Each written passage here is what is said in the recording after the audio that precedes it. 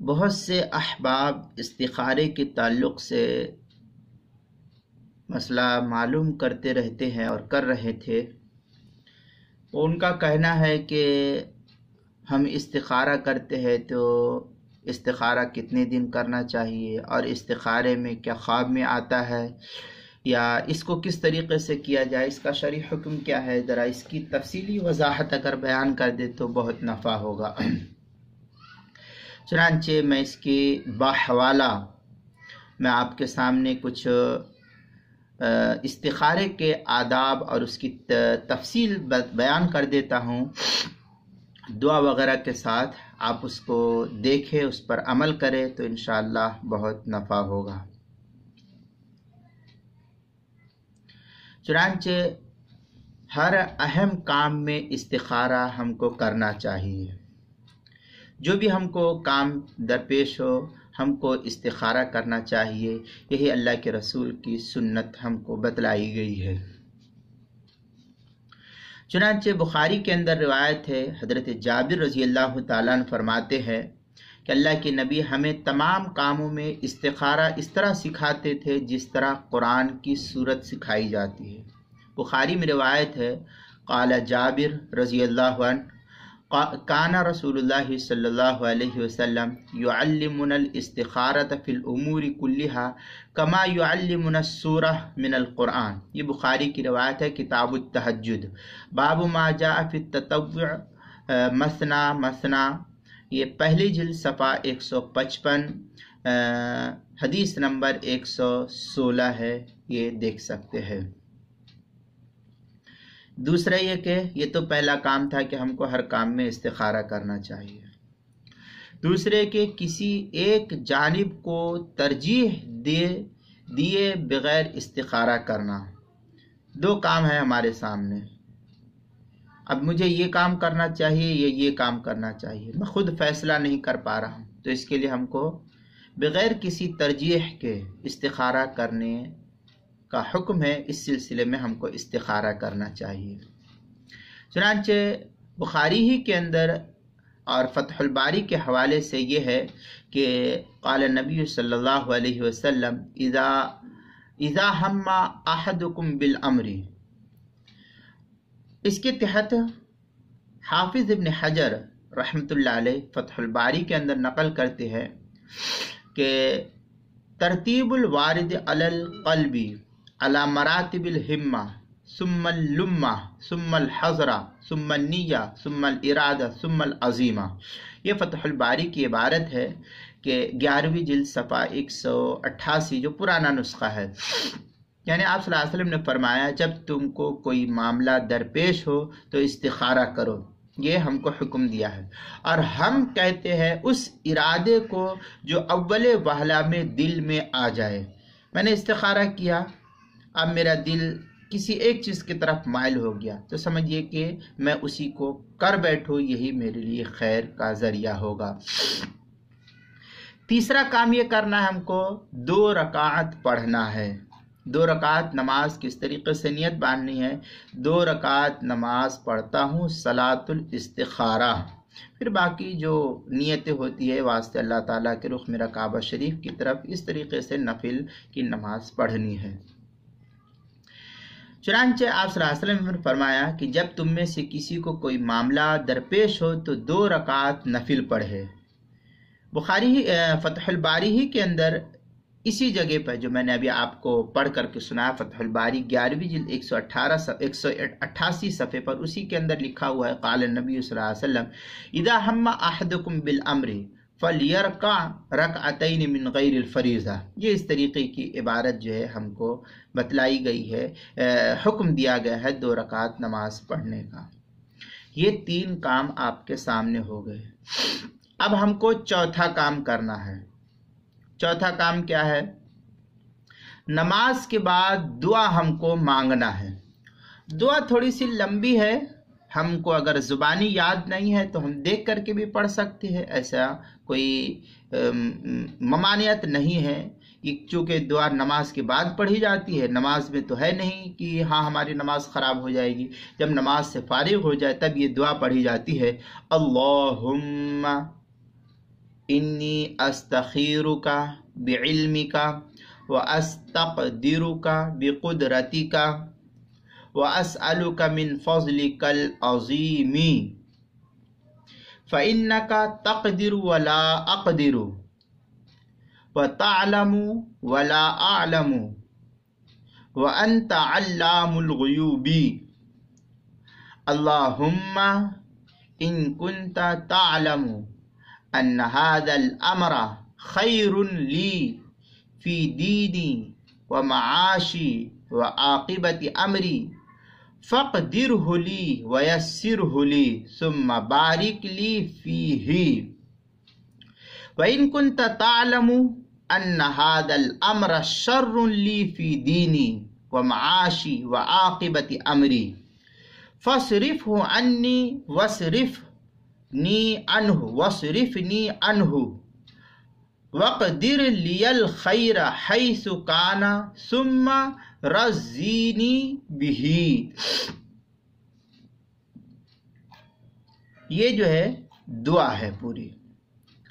अब इस दुआ को कहा गया कि अल्लाह के रसूल सल्लल्लाहु अलैहि वसल्लम ने हमको ये दुआ सिखलाई है। इज़ा हम्मा अहदुकुम फल्यरका रकअतैन मिन गैरिल फरीदा सुम्मा लियकुल। ये उसके बाद लियकुल के बाद फिर वही दुआ जो मैंने आपके सामने अभी पढ़ी है, अल्लाहुम्मा इन्नी अस्तखीरुका बिइल्मिका व अस्तक़दिरुका बिक़ुदरतिका। ये दुआ मैंने ठहर ठहर के इसके लिए पढ़ी है कि अगर कोई आदमी खुद लिखना चाहे तो वो लिख भी सकता है, तो उनके लिए आसान होगी। ये इबारत जो है मैंने आपके सामने पढ़ी है, ये फ़तहुल बारी ही के अंदर नकल किया है 11वीं जिल्द सफ़ा 188 और 89 वगैरह पर। आप वहाँ जो है इसको देख सकते हैं। आप सल्लल्लाहु अलैहि वसल्लम ने फरमाया, इसका मैं तर्जमा आपके सामने थोड़ा सा मुख्तसर तौर पर बतला दूँ ताकि आपके लिए आसान हो। आपने फरमाया, जब तुम में से किसी को कोई मामला दरपेश हो तो 2 रकात नफिल नमाज पढ़े और ये दुआ पढ़े। मैंने अभी ऊपर पढ़ के बतलाया था ना कि अल्लाहुम्मा, ये क़ाल नबी सल्लल्लाहु अलैहि वसल्लम इज़ा हम्मा अहदुकुम बिल अम्रि फलियरका रकातैन मिन गैरिल फरीदा सुम्मा लियकुल। उसी का तर्जमा था। अब जो दुआ पढ़ाऊँ उस दुआ का तर्जमा देखें। अल्लाहुम्मा इन्नी इला आखिर दुआ। ऐ अल्लाह, मैं आपके इल्म के वास्ते से आपसे खैर का तलबगार हूँ और आपकी कुदरत के वास्ते से कुव्वत का तलबगार हूँ और आपके अजीम फजल का तालिब हूँ। बेशक आप कादिर हैं और मैं नातवा हूँ, कमज़ोर हूँ, ज़ईफ़ हूँ और आप जानते हैं मैं अनजाना हूँ, मुझे नहीं इसका इल्म है और आप गैब की बातों से बाखबर है। अगर आपके इल्म में ये काम मेरे दीन, मईशत और अंजाम कार में बेहतर हो तो उसे मेरे लिए मुक़द्दर फरमाइए और उसे मेरे लिए आसान फरमाकर मेरे लिए उसमें बरकत मुक़द्दर फरमा दीजिए। और अगर आपके इल्म में ये अम्र मेरे दीन, मईशत और अंजाम कार में बुरा हो तो उसको मुझसे और मुझको उससे हटा दीजिए और मेरे लिए खैर को जहाँ कहीं हो मुक़द्दर फरमाइए, फिर मुझे उस पर राज़ी फरमाइए। ये दुआ जो है, दुआ का तर्जमा हो गया है। इसमें जो लफ्ज़ आया है अन्ना हाज़ल अम्र, तो अन्ना हाज़ल अम्र के जुमले को कहते वक्त जो हाजत हो उसे पेश किया जाए। अब हर एक इंसान की ज़रूरत अलग है। मैं आपको इसमें कैसे बतलाऊं? मसलन कोई आदमी निकाह के सिलसिले में इस्तिखारा करना चाहता है, कोई आदमी होटल के सिलसिले में इस्तिखारा करना चाहता है, कोई आदमी अपनी दुकान के सिलसिले में इस्तिखारा करना चाहता है, मकान के सिलसिले में या ज़मीन ख़रीदने के सिलसिले में या बेशुमार चीज़ें हैं। तो जो जिस चीज़ के लिए इस्तिखारा कर रहा है वो अपनी ज़रूरत को अन्ना हाज़ल अम्र कहते वक्त उर्दू ही में दुआ करे, उर्दू ही में कहे। ये ज़रूरी नहीं कि आपको अरबी یہی میں کہنا ہے، یہ ضروری نہیں۔ آپ اردو میں کہیے کہ ان ھذا الامر جہاں پر آیا ہے وہاں پر کہیے کہ اے اللہ میں اپنی دکان یا میں اپنا کارخانہ کر رہا ہوں، اس کے اندر مجھے کارخانہ کروں یا نہ کروں مجھ کو شک ہے، یا دو دکان ہے میں کون سی دکان کو خریدوں، یا دو دکان ہے دو دکان میں سے کون سی دکان کو میں بھاڑے پر لوں، جو کچھ کرنا ہے اس کا آپ نے نام لے کر کے پھر جو ہے آگے کی دعا پڑھیے تو انشاءاللہ ہمارے لیے اس میں خیر ہی ہوگی۔ یہ تو 4 باتیں آپ کے سامنے تفصیل کے ساتھ میں نے رکھ دی۔ 5ویں بات یہ کہ اللہ سبحانہ تعالیٰ کے سامنے اپنی محتاجگی اور بے کسی کا اظہار کرے، عاجزی، انکساری اور محتاجگی کو اللہ تعالیٰ کے سامنے رکھ دے کہ اللہ میں بے بس ہوں، میرے بس میں کچھ نہیں ہے، میں آپ سے اس سلسلے میں مانگنے کے لیے آیا ہوں، آپ ہی عطا کرنے والے ہیں، جو اس میں خیر ہو وہ مجھ کو عطا کر دیجیے۔ یہ 5 باتیں ہوئی، جیسا کہ دعا کے اندر ہے فَإِنَّكَ تَقْدِرُ وَلَا أَقْدِرُ، اس میں عاجزی کا اظہار کیا گیا ہے، لہذا دعا پڑھتے وقت اس کے معنی کا اگر ہم کو استحضار ہوگا، جیسے میں نے ابھی معنی بتلایا، اس معنی کا استحضار ہوگا یعنی معنی ذہن میں ہوں گے تو پھر ہم کو بولنا بہت آسان ہوگا اور کرنا ہمارے لیے آسان ہوگا۔ اس لیے اللہ کے سامنے عاجزی انکساری ہو، یہ نہیں کہ تکبر کے ساتھ ہم اللہ کے سامنے کھڑے ہو، تب نہیں ہوگا۔ اللہ کے سامنے عاجزی انکساری، یہ 5 باتیں ہوئی۔ 6ٹھی بات یہ کہ استخارے کے بعد قلب کے میلان کے مطابق عمل کرنا، میرا دل جس چیز کی طرف مائل ہو جائے، مثلا 2 دکان ہے، ایک دکان ادھر ہے ایک دکان ادھر ہے ایک دکان ادھر ہے، اب میرا دل مائل نہیں ہو رہا تھا کہ میں کیا کروں، میں نے دونوں کا استخارہ کیا، اب میری طبیعت اور میرا دل جو ہے مائل ہو گیا ایک سائیڈ کی دکان پر، تو میں اسی پر عمل کروں، انشاءاللہ اسی میں ہمارے لیے خیر ہوگا۔ یہ 6 کام ہوئے۔ چنانچہ فتح الباری کے اندر 11ویں جلد صفحہ 191 پر ہے، قال النبی صلی اللہ علیہ وسلم لأنس اذا ہممت بامر فاستخر ربک 7 ثم انظر الى الذی یسبق قلبک فإن الخیر فیہ۔ یہ فتح الباری کی عبارت ہے 11ویں جلد صفحہ 191 پر۔ آپ صلی اللہ علیہ وسلم نے حضرت انس بن مالک رضی اللہ تعالیٰ جو نبی پاک صلی اللہ علیہ وسلم کے خادم خاص تھے، حضرت انس رضی اللہ تعالیٰ عنہ سے فرمایا کہ جب تجھے کوئی معاملہ درپیش ہو تو اپنے رب سے 7 مرتبہ خیر طلب کر لے، پھر جو خیال تیرے دل میں ہو دل میں غالب ہو اسے کر گزر کہ اسی کے اندر خیر ہوگی۔ یہی اللہ کے رسول صلی اللہ علیہ وسلم نے فرمایا بِأَمْرِ فَاسْتَخِرْ رَبَّكَ 7 ثُمَّ انظُرْ إِلَى الَّذِي، یہ اس طریقے سے آپ صلی اللہ علیہ وسلم نے ہم کو بتلایا۔ لہذا حضرت انس بن مالک رضی اللہ تعالیٰ عنہ کو نبی پاک صلی اللہ علیہ وسلم نے بتلایا، ہم کو بھی اس کے اوپر عمل کرنا ہے کہ جس کی طرف مائل ہو جائے دل اسی کو عمل کرنا ہے، اسی میں خیر ہے۔ یہ 6 باتیں آپ کے سامنے ہو گئی۔ اب ایک ضروری تنبیہ کو دیکھتے ہوئے چلے جائے، پھر میں اپنی بات کو مکمل کرتا ہوں۔ استخارے کے بعد خواب میں کسی چیز کا واضح ہونا استخارے کے لیے ضروری نہیں ہے، صرف دل کا رجحان کسی کام کی طرف ہو جانا یہی اس کے لیے کافی ہے، بس اتنا ہو گیا، یہی ہمارے دل کے لیے کافی ہے، ہم اسی کے اوپر عمل کریں، بس ہمارے لیے یہی ضروری ہے۔ یہ 6 باتیں ہو گئی تنبیہ کے طور پر۔ 7ویں بات یہ کہ جب فوری ضرورت ہو تو کام سے پہلے کم از کم اس دعا کو انسان کو ضرور پڑھ لینا چاہیے۔ وہ دعا کیا ہے؟ اللہم خیر لی واختر لی، یہ دعا کو ضرور پڑھ لینا چاہیے۔ اس دعا کو کتاب الدعوات میں امام ترمذی رحمۃ اللہ علیہ نے نقل کیا ہے، قال ابو بکر صدیق رضی اللہ تعالیٰ عنہ अन्न नबी सल्लल्लाहु अलैहि वसल्लम काना इदा अरादा अमरन क़ाल अल्लाहुम्मा खिरली वख्तरली। ये कि तिरमिजी की रिवायत है, किताब दावात दूसरी जिल्द सफ़ा 191 हदीस नंबर 3516 नंबर की। हज़रत अबू बकर सिद्दीक रज़ी अल्लाह ताला अन्हु फरमाते हैं कि आप सल्लल्लाहु अलैहि वसल्लम जब किसी काम का इरादा फरमाते थे ये दुआ पढ़ते, अल्लाहुम्मा खिरली वख्तरली।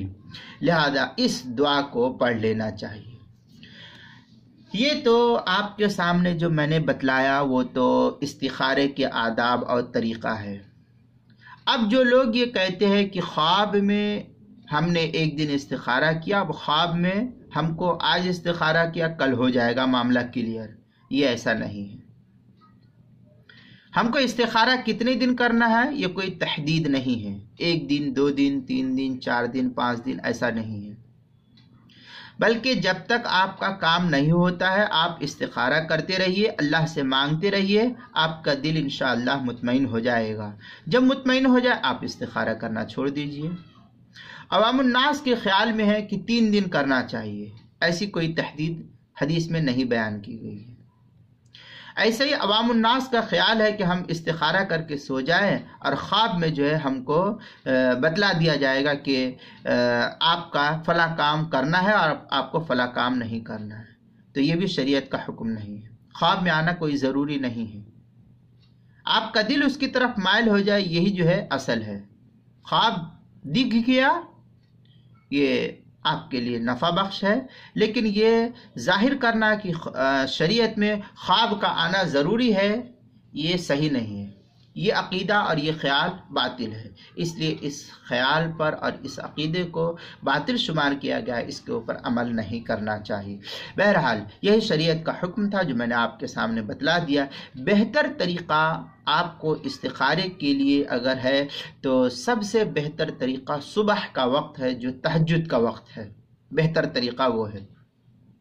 अगर कोई आदमी उस वक्त नहीं करता है, रात में सोने से पहले करता है, तो उस वक्त भी शरीयत ने मना नहीं किया है, या शरीयत ने कोई वक्त नहीं बताया है कि तहज्जुद के वक्त करना है या इशा के बाद करना है। आपको जिस वक्त मुनासिब समझे औकात के हिसाब से मकरू औकात को छोड़ करके उसके अलावा जिस वक्त आप चाहे आप इस्तिखारा कर सकते हैं। अफजल तरीक़ा तहज्जुद का वक्त है, और उसके बाद उस वक्त अगर किसी वजह से ना कर सके तो रात में सोने से पहले कर ले, तो इंशाअल्लाह अल्लाह की ज़ात से उम्मीद है कि आप जिस काम के लिए अल्लाह से भलाई तलब कर रहे हैं जल्द अज जल्द आपका दिल उसकी तरफ माइल हो जाएगा। लेकिन इसमें कोई ज़रूरी नहीं कि ख्वाब ही आए, ये ऐसा कोई ज़रूरी नहीं। और इस्तिखारा एक दिन नहीं करना है, जब तक आपका काम नहीं होता है उस वक्त तक इस इस्तिखारे को करते रहना है, और अल्लाह से खूब दुआएं भी मांगना है। इंशाअल्लाह जल्द अज जल्द मामला हल हो जाएगा।